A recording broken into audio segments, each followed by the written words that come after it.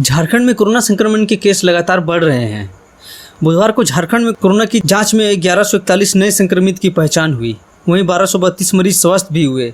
इसके अलावा बुधवार को झारखंड में कुल 3 मरीजों की कोरोना संक्रमण से मौत हो गई। इसमें पूर्वी सिंहभूम, पश्चिमी सिंहभूम तथा रामगढ़ में से एक मरीज की मौत इलाज के दौरान हो गई। बुधवार को रांची में सबसे अधिक 413 मरीज संक्रमित मिले। इसके अलावा बोकारो में 78, चतरा में 3, देवघर में 21, धनबाद में 62, दुमका में 22, पूर्वी सिंहभूम में 131, गढ़वा में 31, गिरिडीह में 21, गोड्डा में 17, गुमला में 14, हजारीबाग में 41, जामताड़ा में 3, खूंटी में 56, कोडरमा में 22, लातेहार में 6, लोहरदगा में 28, पाकुड़ में 12, पलामू में 30, रामगढ़ में 30, रांची में 413, सरायकेला में 25, सिमडेगा में 5, पश्चिमी सिंहभूम में 70 नए कोरोना संक्रमित की पहचान हुई। अस्थायीकरण की मांग को लेकर झारखंड के सहायक पुलिसकर्मी का आंदोलन बुधवार को खत्म हो गया। मुख्यमंत्री हेमंत सोरेन की अपील पर आंदोलनरत सहायक पुलिसकर्मियों ने पेयजल व स्वच्छता मंत्री मिथिलेश ठाकुर के आवास पर वार्ता करने पहुंचे। वार्ता सफल होने पर सहायक पुलिसकर्मी ने अपने आंदोलन को खत्म कर दिया। मंत्री श्री ठाकुर ने कहा कि सहायक पुलिसकर्मियों की सेवा विस्तार 2 साल बढ़ा दी गई है। साथ ही अन्य मांगों पर सचिव की उच्च स्तरीय समिति गठित कर दी गई, जो जल्द इनकी अन्य मांगों पर निर्णय लेगी। मालूम हो कि विगत 12 सितंबर 2020 से 12 नक्सल प्रभावित जिलों के 2350 सहायक पुलिसकर्मी आंदोलन पर रहे थे। मुख्यमंत्री हेमंत सोरेन ने कहा है कि सरकार नियोजन नीति मामलों को लेकर सुप्रीम कोर्ट जाएगी। झारखंड सरकार ने वर्ष 2016 के तृतीय और चतुर्वर्गीय पदों पर नियुक्ति के लिए नियोजन नीति बनाई थी। इसमें अनुसूचित जिलों की नौकरी में सिर्फ उसी जिले के निवासियों को ही नियुक्त करने का प्रावधान किया गया था। गैर अनुसूचित जिलों के लोग इसमें आवेदन भी नहीं कर सकते थे। गौरतलब है कि हाईकोर्ट ने नियोजन नीति को संविधान के अनुरूप नहीं मानते हुए रद्द कर दिया है।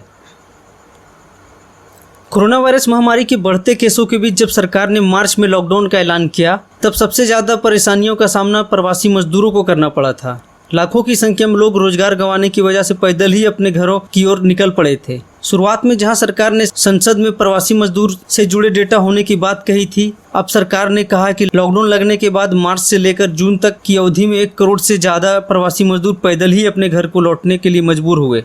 हालांकि सरकार ने अब भी यह स्पष्ट नहीं बताया कि लॉकडाउन के दौरान पैदल चलने की वजह से कितने मजदूरों की जान चली गई। सड़क परिवहन राज्य मंत्री वीके सिंह ने लोकसभा में लिखित जवाब में बताया कि कोरोना वायरस की वजह से बड़ी संख्या में प्रवासी मजदूर का पलायन अपनी घरों की ओर हुआ। श्रम और रोजगार मंत्रालय ने अब तक जो डेटा इकट्ठा किया है, उसके मुताबिक करीब 1.06 करोड़ प्रवासी मजदूर लॉकडाउन के कारण पैदल ही घरों के लिए निकलने के लिए मजबूर हुए थे। मानसून की सक्रियता की वजह से राज्य में अधिकतर हिस्सों में पिछले 24 घंटों में मूसलाधार बारिश हुई। सुबह के उत्तर पश्चिम भाग में जहां अति भारी बारिश के आंकड़े आए हैं, वहीं गंगा के मैदानी भाग में भी दिन भर रुक रुक कर बारिश होती रही। मौसम विभाग ने मौसमी सिस्टम के आधार पर ये आकलन किया है कि बुधवार, गुरुवार और शुक्रवार को राज्य के अधिकांश जिलों में भारी बारिश होगी। मौसम विज्ञान केंद्र पटना ने 72 घंटों का अलर्ट जारी किया है, जिसमें अधिकतर भाग में वज्रपात के प्रबल आसार हैं। विशेषकर राज्य के उत्तरी पश्चिमी भाग और गंगा के मैदानी भागों में भारी बारिश की स्थिति बन सकती है।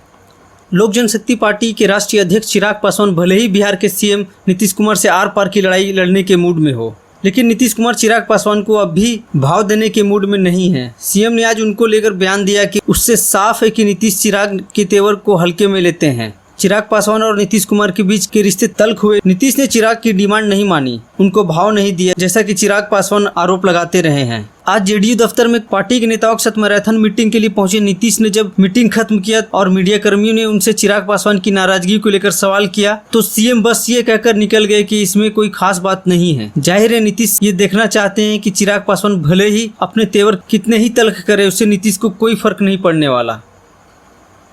अबू धाबी के शेख जायद स्टेडियम में खेले गए मुकाबले में रोहित शर्मा की 80 रनों की धमाकेदार पारी और यॉर्कमैन जसप्रीत बुमराह के 1 ओवर में 2 झटके के दम पर गत चैंपियन मुंबई इंडियंस ने कोलकाता नाइट राइडर्स को 49 रनों के बड़े अंतर से हरा दिया। मुंबई इंडियंस ने 20 ओवर में 5 विकेट पर 195 रन का मजबूत स्कोर बनाया और कोलकाता ने 9 विकेट खोकर 146 रन पर थम गया। मैन ऑफ द मैच चुने गए कप्तान और सलामी बल्लेबाज रोहित शर्मा ने 39 गेंदों में अपना अर्धशतक पूरा किया और वो 54 गेंदों में 3 चौके और 6 छक्कों की मदद से 80 रन बनाकर पारी के 18वें ओवर में आउट हुए।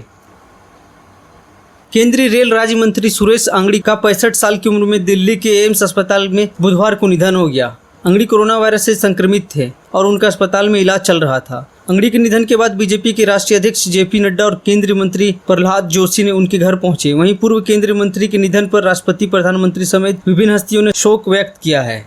कर्नाटक के बेलगावी से सांसद सुरेश अंगड़ी 11 सितंबर से कोरोना से संक्रमित पाए गए थे। उन्हें ट्वीट कर खुद के कोरोना पॉजिटिव होने की जानकारी दी थी। अंगड़ी ने लिखा था, आज मेरा कोरोना वायरस टेस्ट पॉजिटिव आया है, मैं ठीक हूँ, डॉक्टर की सलाह ले रहा हूँ। पिछले कुछ दिनों से मेरे संपर्क में आए सभी लोग से अनुरोध करता हूँ कि वो अपने स्वास्थ्य का ध्यान रखें और कोरोना के कोई भी लक्षण आने पर टेस्ट कराएं। बिहार में बुधवार को 1598 नए संक्रमितों की पहचान हुई। इसके साथ ही राज्य में कोरोना संक्रमितों की संख्या बढ़कर 1,73,063 हो गई। राज्य में पटना में सर्वाधिक 219 नए कोरोना संक्रमित मरीज की पहचान की गई। वहीं अररिया में 58, अरवल में 40, औरंगाबाद में 32, बांका में 39, बेगूसराय में 17, भागलपुर में 44, भोजपुर में 11, बक्सर में 16, दरभंगा में 28, पूर्वी चंपारण में 37, गया में 36, गोपालगंज में 67, जमुई में 25, जहानाबाद में 23, कैमूर में 22, कटिहार में 15, खगड़िया में 6, किशनगंज में 47, लखीसराय में 59, मधेपुरा में 62, मधुबनी में 37, मुंगेर में 31, मुजफ्फरपुर में 89, नालंदा में 60, पूर्णिया में 72, रोहतास में 33, सहरसा में 57, समस्तीपुर में 18, सारण में 40, शेखपुरा में 24, शिवहर में 10, सीतामढ़ी में 16, सिवान में 12, सुपौल में 71, वैशाली में 41 और पश्चिमी चंपारण में 55 नए कोरोना संक्रमितों की पहचान की गई।